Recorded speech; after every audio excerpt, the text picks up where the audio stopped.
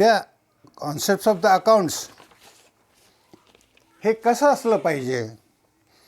पहिलं, त्यांनी सादर केलेले जे स्टेटमेंट्स असतात ते विश्वासार्ह असले पाहिजे.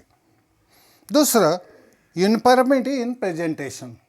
तुम्ही जे सादर करतात स्टेटमेंट्स त्याच्यामध्ये समानता असली पाहिजे. आत्ता एका पद्धतीनं सादर केलं, नंतर एका पद्धतीनं सादर केलं नाही. तिसरं महत्त्वाचं कॉन्सेप्ट, इम्पॉर्टन्स अकाउंटिंग कॉन्सेप्टचं काय आहे, generally accepted basis of measurement. म्हणजे अकाउंटिंगचे जे काही नियम आहेत, रूल्स आहेत, त्याचा अवलंब अकाउंटिंग कॉन्सेप्टमध्ये झालाच पाहिजे. आणि पाचवं आहे valid and appropriate assumption. Valid म्हणजे हे सर्वमान्य असलं पाहिजे. हे झाले importance of the accounting concepts. आता अकाउंटिंग कॉन्सेप्ट्स काय आहे आता पाहू आपण. ते मी ठळक मुद्द्यांनी सांगतो, तोंडी तुम्हाला तसं सांगतो तिथं. आता काय मी लिहून देत नाही. त्याच्यामुळं तुम्हाला कन्फ्युजन वाटत असेल आणि लिहून देणं गरजेचं वाटत असेल तर माझ्या व्हिडिओच्या ह्याच्यामध्ये तुम्ही कॉमेंट करा. त्या सुधारणा आपण करून घेऊ आणि त्याच्यासाठी पाहिजे असेल तर आपण स्वतंत्र चॅप्टर्स तयार करून घेऊ. आता पहिला कॉन्सेप्ट आहे बेसिस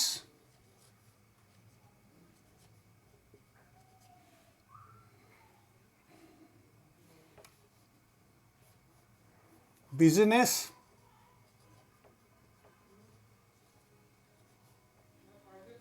कॉन्सेप्ट्स.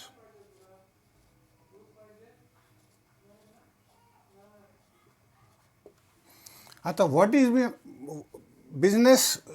कॉन्सेप्ट नाही, बिझनेस एंटिटी.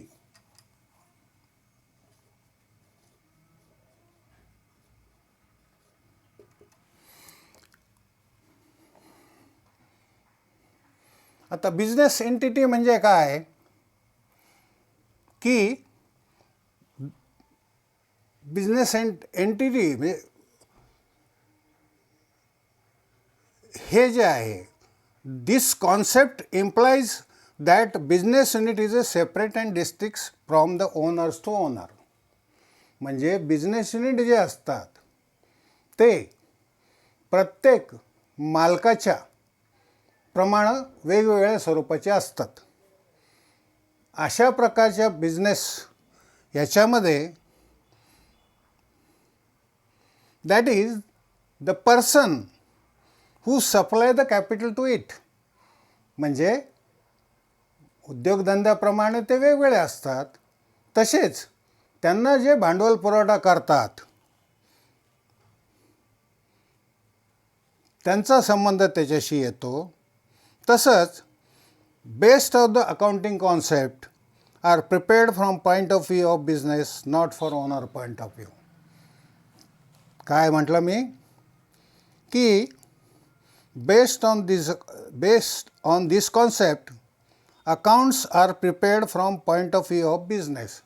म्हणजे बिझनेस एंटिटीच्या विचाराने अकाउंट जे तयार केले जातात हे उद्योगधंद्यासाठी केले जातात.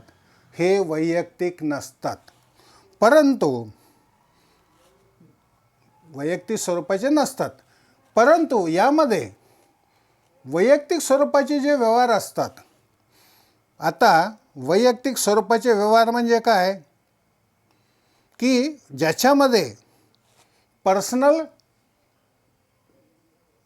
कॅपिटल इंट्रोड्यूस केलं जातं, त्याच्यानंतर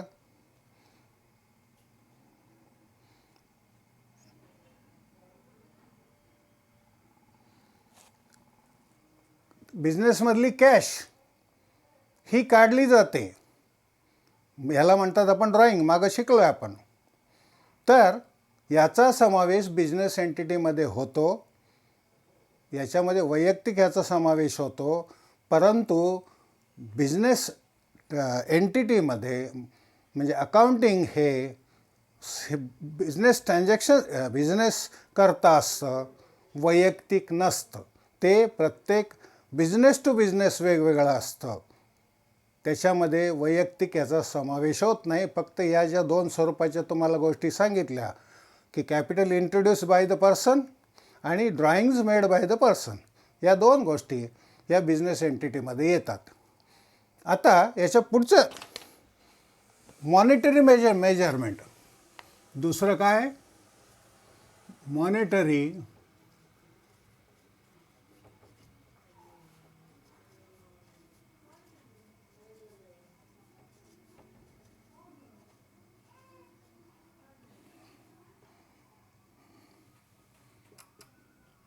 आता याच्यामधनं तुम्हाला मॉनिटरी मेजरमेंट म्हणजेच समजेल इथं. Monetary measurement means what?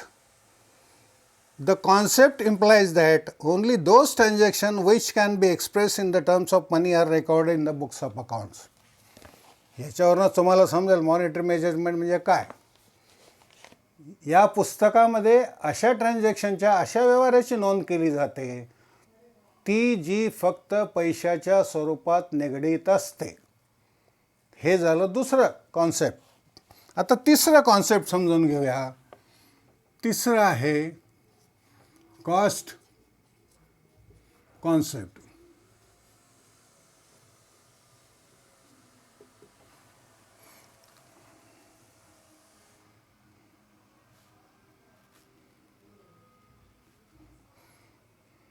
आता या कॉस्ट कॉन्सेप्टमध्ये ॲसेट्स ऑफ द बिझनेस जे असतात ते पुस्तकामध्ये at the cost of acquisition म्हणजे ज्या किमतीला तुम्ही खरेदी करतात त्या किमतीची नोंद याच्यामध्ये केली जाते.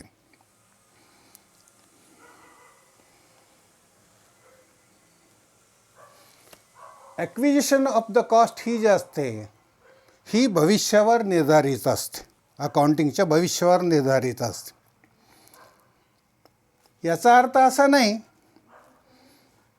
की प्रत्येक वेळेला ॲसेट्स हे ॲक्विजिशन कॉस्टच्या बेसवरच ठेवले जातात.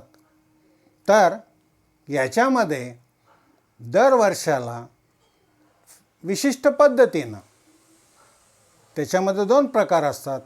एक ॲव्हरेज मेथड आणि रिड्युसिंग बॅलन्सिंग मेथड. तर फिक्स्ड पद्धतीने म्हणजे 10% प्रमाणे त्या ॲसेटचं लाईफ संपेपर्यंत 10% आकारणी करायची हे फिक्स असतं.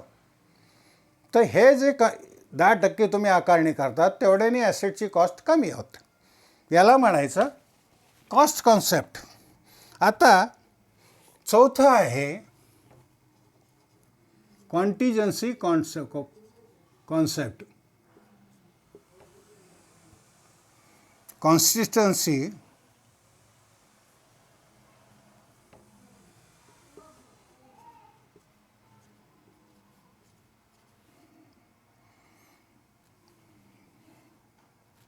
कॉन्सेप्ट.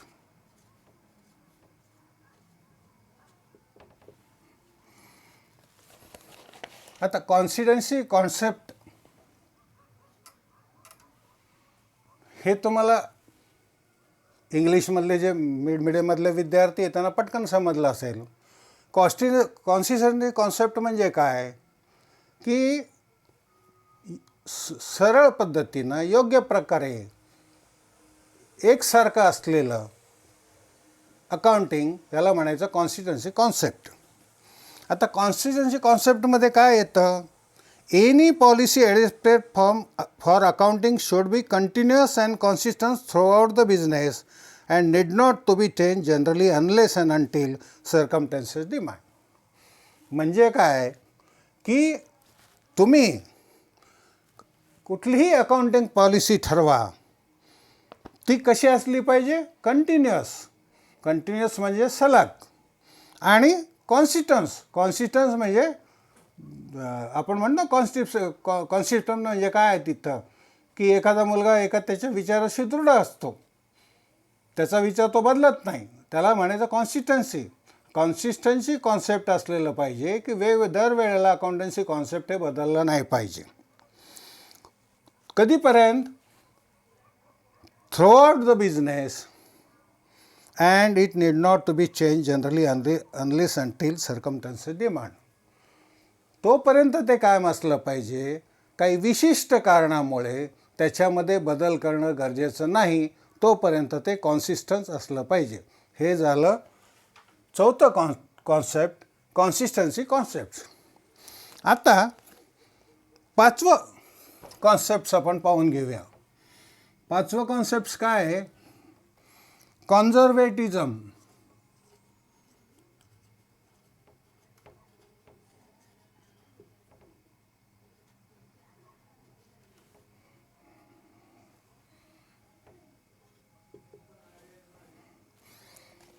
आता कॉन्झर्वेटिझम म्हणजे काय? While recording the business transaction, we have to anticipate no profit, but provided for all possible losses. म्हणजे ज्या वेळेला तुम्ही बिझनेसमध्ये वेगवेगळे ट्रान्झॅक्शन्स रेकॉर्ड करतात, ते करत असताना त्याचा तुमचा उद्देश हा नफा मिळवणं असला नाही पाहिजे. तर का की आपण अशा ट्रान्झॅक्शनची जास्तीत जास्त नोंद केली पाहिजे ज्याच्यामुळे तुम्हाला लॉसेस होण्याची शक्यता आहे. म्हणजे काय लॉसेस? म्हणजे काय, लॉस करून घेण्यासाठी अशा कॉन्सेप्टची नोंद नाही करायची, की तुमचा प्रॉफिट जो आहे हा प्रॉफिट कमी करून दाखवायचा. म्हणजे समजा तुम्हाला 1,00,000 प्रॉफिट झाला, तर 1,00,000 प्रॉफिट झाल्यावर त्याच्यावर तुम्हाला डिव्हिडंड द्यावा लागेल, प्रॉफिट डिस्ट्रीब्युशन करावं लागेल. ते केल्यामुळं काय होतं तिथं, आता हे ह्याच्यामध्ये नाही चॅप्टरमध्ये, पण पुढं येईल ते आजच मी तुम्हाला सांगतो, की ह्या वेळेला तुम्ही प्रॉफिट दाखवले, परंतु नंतर काही सर्कमस्टन्सेस घडल्या पुढच्या वर्षी आणि तो तुम्हाला प्रॉफिट दाखवता नाही आला, लॉस झाला. आता ह्याचा परिणाम काय होतो? जे इन्व्हेस्टर असतात, जे बँका असतात, जे फायनान्शियल इन्स्टिट्यूट्स असतात, जे क्रेडिटर्स असतात, या सगळ्यांची नजर ही तुमच्या बॅलन्स शीटवर असते. आणि ते काय पाहतात? बॅलन्स शीट आणि प्रॉफिट अँड लॉस. ते काय पाहतात? सलग या संस्थेला किती वर्षापासून प्रॉफिट होतो आहे, किती वर्षापासून कसा प्रॉफिट आहे, कधी प्रॉफिट कधी लॉस, कधी प्रॉफिट कधी लॉस असं होतं आहे का? मग असं जर असेल तर तो देखील अस्थिर होतो, तुमच्या धंद्याबद्दल विचार करतो काय करायचं आपण ह्याच्याबद्दल. मग याच्यासाठी हे घडू नये म्हणून काय करायचं, की तुम्ही प्रॉफिटाच्या उद्देशाने नोंद करायची नाही अकाउंटिंगची, तर लॉसच्या स्वरूपात अपेक्षित जो लॉस म्हणतो आपण, एखादा खर्च जो आहे तो खर्च थोडासा जास्त वाढून दाखवायचा आणि तो वाढून दाखवून प्रॉफिट तुम्ही कमी करायचं. आता हे कमी करून हे करण्यासाठी हे तुमचं डिव्हिडंड आणि जे इन्व्हेस्टर्स असतात यांच्या दृष्टीने तुमच्या बिझनेसच्या अस्तित्वासाठी हा महत्त्वाचा विचार आहे. आता 6वं कॉन्सेप्ट आहे गोईंग कन्सर्न. गोईंग कन्सर्न म्हणजे काय? जे चालू राहतं, सतत फ्लोटिंग असतं. जो धंदा तो तुमचा सलग चालू असतो त्याला म्हणायचं गोईंग कन्सर्न. आता it is the assumption that business is a going concern and will continue its operation for future. प्रत्येक उद्योगधंद्याबद्दल कॉन्सेप्ट काय असतं, की ते गोईंग कन्सर्न आहे. गोईंग कन्सर्न म्हणजे काय, की ते वर्षानुवर्ष चालू राहील तिथं, त्याला म्हणायचं गोईंग कन्सर्न. आता गोईंग कन्सर्न कन्सेप्ट जे असतं, सतत चालू राहणारं, दरावर्षी चालू राहणारा बिझनेस, अनेक वर्ष चालणारा बिझनेस, त्याचं कॉन्सेप्ट काय आहे? या कॉन्सेप्टचा परिणाम असा होतो की ह्या कॉन्सेप्टचा परिणाम हा accounting practice relating to valuation of assets, याचा परिणाम तुम्ही अकाउंट्समध्ये वेगवेगळ्या ज्या पद्धतीचा अवलंब करतात, उदाहरणार्थ valuation of assets, valuation of liabilities, calculation of depreciation of fixed asset, treatment of outstanding and prepaid expenses, and accrued and unearned revenue. accrued म्हणजे जे येणारं आहे, जो मिळालेला नाही असं उत्पन्न, आता गोईंग कन्सर्नमध्ये कोणकोणते कॉन्सेप्ट येतात तिथं, याचा उपयोग काय होतो, याचा मेन परिणाम कशावर होतो, तर ॲसेटच्या व्हॅल्युएशनसाठी, लायबिलिटी ठरवण्यासाठी, डिप्रिशिएशन ठरवण्यासाठी, प्रीपेड एक्सपेन्सेस किती हे निश्चित करण्यासाठी, आउटस्टँडिंग एक्सपेन्सेस किती आहे हे निश्चित करण्यासाठी गोईंग कन्सर्न्सचा कॉन्सेप्टचा विचार होतो. आता उदाहरणार्थ, assets are generally valued at historical cost. Assets are generally valued at historical cost म्हणजे काय, इतिहासातली कॉस्ट नाही. Valued on historical cost means acquisition cost, म्हणजे ज्या वेळेला तुम्ही ती विकत घेतली त्यावेळेच्या किमतीनुसार ॲसेटची व्हॅल्यू ठरवली जाते. Any increase and decrease in the value of assets in the short period is ignored. म्हणजे कुठलीही छोट्या स्वरूपाची तुमच्या ॲसेट्समधली वाढ किंवा घट ही दुर्लक्षित केली जाते.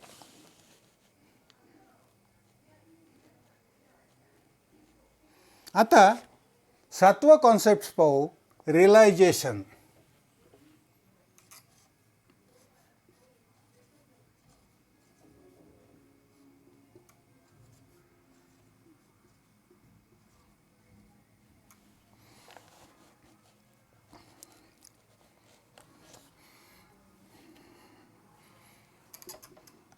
आता 7वा रिअलायझेशन कॉन्सेप्ट काय की income are valued on the realisation only.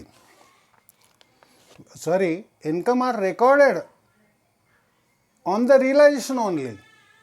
तुम्ही असं म्हटलं की बा एवढ्या रुपयाचं उत्पन्न येणार आहे, उत्पन्न येणार आहे याचा काही उद्योगधंद्याशी संदर्भ नसतो.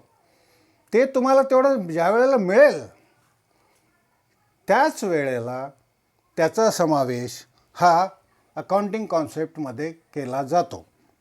आणि ते कोणतं accounting concept, realisation concept. Realisation म्हणजे जी गोष्ट तुम्हाला निश्चित स्वरूपात मिळते त्याचीच नोंद फक्त अकाउंटिंगमध्ये केली जाते.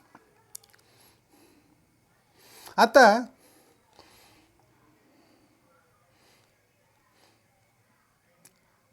याचं उदाहरण काय आहे तिथं, that is either it is received or earn. ते तुम्हाला मिळालं आहे उत्पन्न किंवा मिळणार आहे, मिळणार म्हणजे निश्चित स्वरूपाचं. आणि realisation are recorded only when sales are affected और सर्व्हिसेस आर रेंडर्ड. म्हणजे प्रत्यक्ष ज्या वेळेला तुमची विक्रीची नोंद होते त्याच वेळेला तुम्हाला त्याची नोंद अकाउंट्समध्ये करता येते. आता याचं उदाहरण पण मी देईल पुढं तुम्हाला.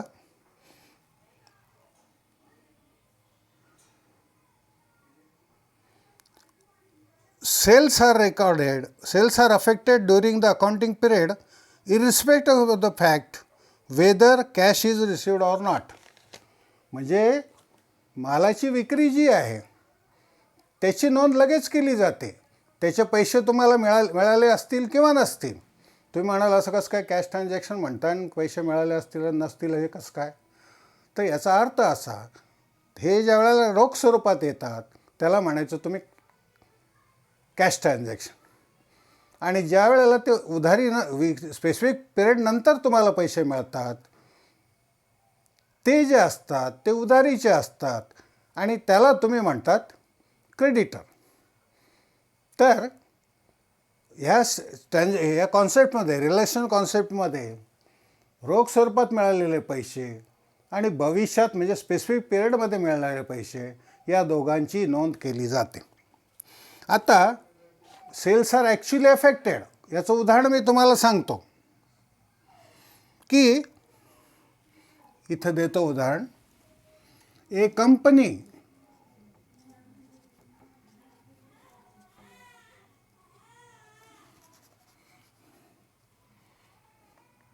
gets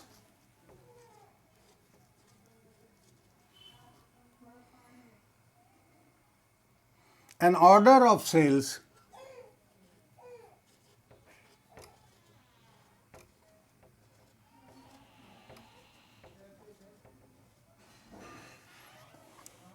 of goods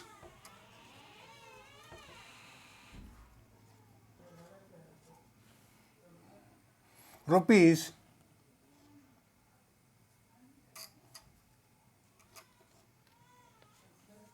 1 lakh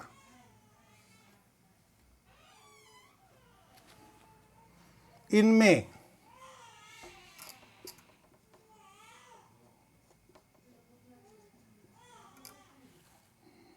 2017.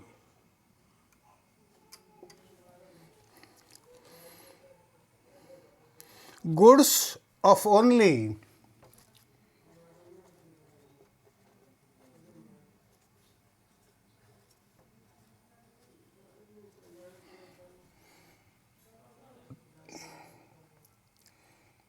$60,000 or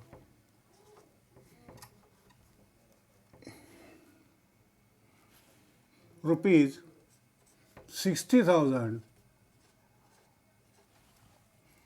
are sold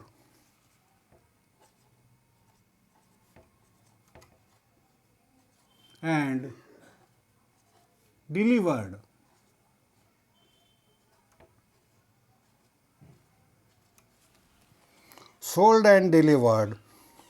in June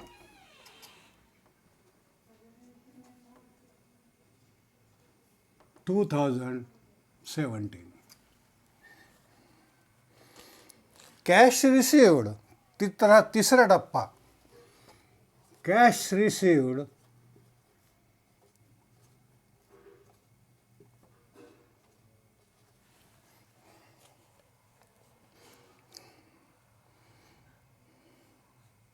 in September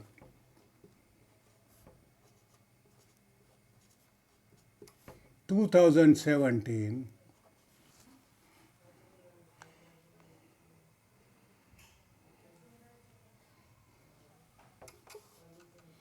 cash received rupees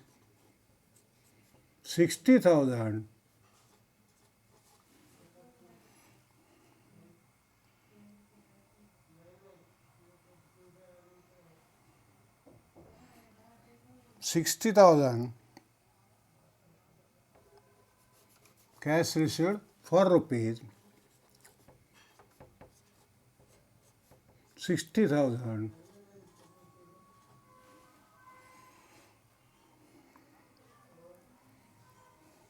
in September 17.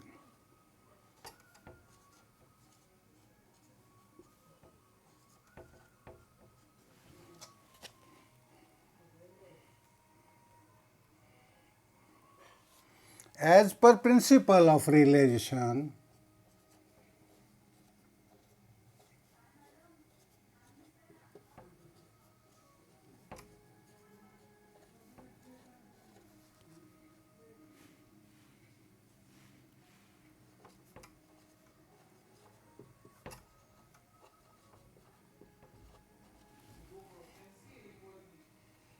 sales is to be recorded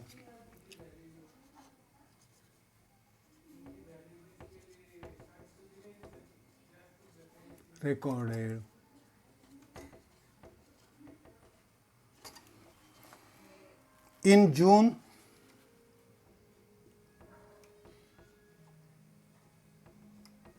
2017.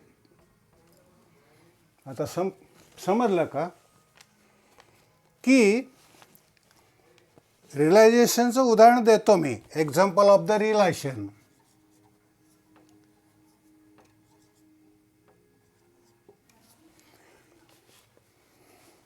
एखाद्या कंपनीला किंवा तुमच्याच कंपनीला ऑर्डर मिळाली 1,00,000 रुपयाची, 1,00,000 रुपये खरेदीची, म्हणजे sales of goods. Sales of goods म्हणजे काय? एखाद्या कंपनीला माल विक्रीची 1,00,000 रुपयाची ऑर्डर मिळाली. कधी? मे 2017ला. परंतु प्रत्यक्षात गुड्स किंवा माल हा 60,000चाच विकला गेला आणि त्याची डिलिव्हरी जून 2017ला केली आणि त्याचे पैसे तुम्हाला मिळाले 60,000 2017मध्ये. मग प्रिन्सिपल ऑफ रिअलायझेशननुसार तुम्ही ह्या ट्रान्झॅक्शनची नोंद कधी करणार?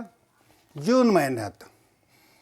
कारण काय की ऑर्डर जरी तुम्हाला 1,00,000ची मे 2017मध्ये मिळाली असेल तरी प्रत्यक्षात तुम्ही जून 2017ला तो माल विकला आणि त्याची डिलिव्हरी केली आणि ती केलेली डिलिव्हरीची नोंद ही जून 2017मध्ये करायची आणि ज्याचे पैसे तुम्हाला मिळाले त्या पैशाची नोंद ही सप्टेंबर 2017मध्ये 60,000ची करायची. आता हे जे एक्झाम्पल आहे हे कॉन्सेप्ट्स ऑफ रिअलायझेशनचं आहे.